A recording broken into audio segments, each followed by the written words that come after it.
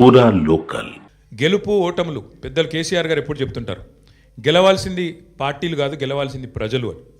మేము కూడా మనస్ఫూర్తి కోరుకునేది ప్రజాస్వామ్యంలో చర్చ జరగాల్సిందే, మీడియాలో జరగాల్సిందే, బయట జరగాల్సిందే, తప్పకుండా ప్రజల్లో కూడా జరగాల్సిందే. ఈ ఎన్నిక ఎట్లా జరిగింది అనే విషయంలో కూడా చర్చ జరగాలి. ఎందుకంటే ఈరోజు కాదు, మేము నెల రోజుల ముందే చెప్పాం ఎన్ని రకాల అక్రమాలకు కాంగ్రెస్ తెరలేపిందో చెప్పాం. అభ్యర్థి యొక్క సొంత తమ్ముడికి 3 ఓట్లున్న విషయాన్ని మీ ముందు పెట్టాం, ఆధారాలతో సహా మేము స్పష్టంగా మీ ముందు బయట పెట్టాం. ఎన్నికల కమిషన్ అడిగాం, కోర్టుకు పోయాం. ఎన్ని ప్రయత్నాలు చేయాలో అన్ని ప్రయత్నాలు పారదర్శకంగా ఫ్రీ అండ్ ఫెయిర్ ఎలక్షన్ కోసం జరగాలని ప్రయత్నం చేసినాం. షెడ్యూల్ వచ్చిన నాటి నుంచి పోలింగ్ డే దాకా ఏమేం జరిగినాయో, ఎన్ని రకాల అక్రమాలు, ఎన్ని రకాల అవకతవకలు, ప్రలోభాలు, ఎన్ని రకాల ఒత్తిళ్ళు, ఇవన్నిటి మీద కూడా చర్చ తప్పకుండా జరగాల్సిందే. ఏదేమైనప్పటికీ సరే, అల్టిమేట్గా ప్రజాస్వామ్యంలో ప్రజా తీర్పు శిరోధార్యం. తప్పకుండా మరి ఇవాళ మేము కూడా ఓట్లేసిన ప్రజలకు ధన్యవాదాలు చెప్తున్నాం. అట్లాగే మిగతా వారికి కూడా మేము విజ్ఞప్తి చేస్తూ ఉన్నాం. ప్రధాన ప్రతిపక్షంగా మా పాత్రను మీరు గమనించారు. ప్రధాన ప్రతిపక్షంగా మేము గెలవాలని కోరుకున్నాం, సహజంగా గెలుస్తామని ఆశించినాం. బట్ ఎలాంటి నిరాశ లేదు, మా పని మేము చేసుకుంటూ పోతూనే ఉంటాం. ఎందుకంటే 2 ఏళ్లుగా లగచర్ల కావచ్చు, హైడ్రా బాధితులు కావచ్చు, మూసీ బాధితులు కావచ్చు, 6 గ్యారెంటీల విషయంలో బాకీ కార్డుల రూపంలో కావచ్చు, ప్రజల తరపున గొంతు ఎత్తడంలో, అట్లాగే మా మీద జరిగే దుష్ప్రచారాన్ని తిప్పికొట్టడంలో శాసనసభ వేదిక కానీ బయట కానీ బ్రహ్మాండమైన పాత్ర పోషించాం. రేపటి రోజున కూడా అట్లాగే ముందుకు పోతాం. మరి మా కార్యకర్తలకు కూడా నేను చేసే విజ్ఞప్తి, సన్నద్ధం అవుదాం. అన్ని రకాలుగా ప్రజాక్షేత్రంలో మనం ఈ ప్రభుత్వాన్ని నిలదీయడంలో సఫలమైనాం. ముఖ్యంగా మా సోషల్ మీడియాలో పనిచేసే మా తమ్ముళ్ళు చెల్లెళ్ళకు కూడా నేను హృదయపూర్వకంగా అభినందనలు చెప్తా ఉన్నాను.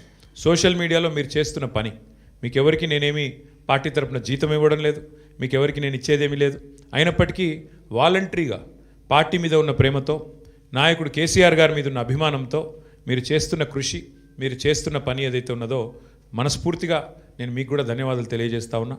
అట్లాగే మా పార్టీ కార్యకర్తలకు, మరి మా గులాబీ కుటుంబ సభ్యులందరికీ నేను చేసే ప్రార్థన, దీంతో మనం నిరాశపడవలసిన అవసరం లేదు, బాధపడవలసిన అవసరం లేదు.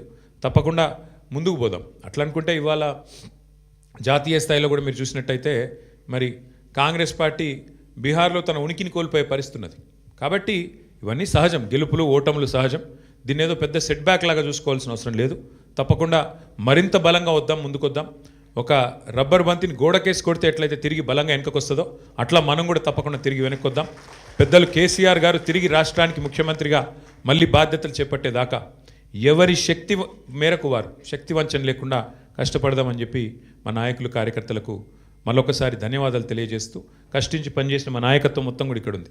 ఒక 2 గురించి నేను ప్రత్యేకంగా చెప్పాలి. హరీష్ రావు గారు మధ్యలో పాపం వారి తండ్రి అనుకోకుండా అకాల మరణం జరిగింది.